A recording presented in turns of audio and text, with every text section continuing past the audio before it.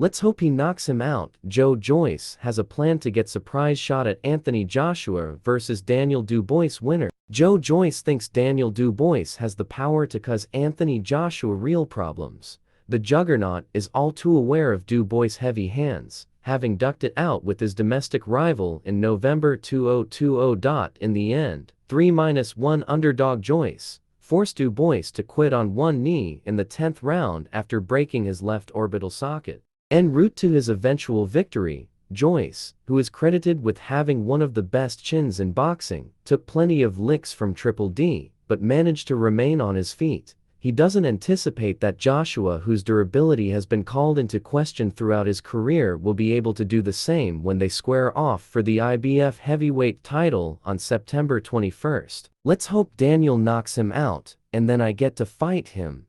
The end. Get the rematch. Beat Daniel again and get the title, he told Queensberry's Dev Sani. Asked if he thinks Dubois can KO Joshua, Joyce replied, "Yeah, I think he can do it. He hits hard if Joshua is susceptible, but they can both bang." Joyce is currently rebuilding his career after suffering back-to-back stoppage defeats to Zhilei Zhang last year. The Brit beat Cash Ali via a last-gasp knockout in March and is now set to take on Derek Chisora on July 27 at London's O2 Arena.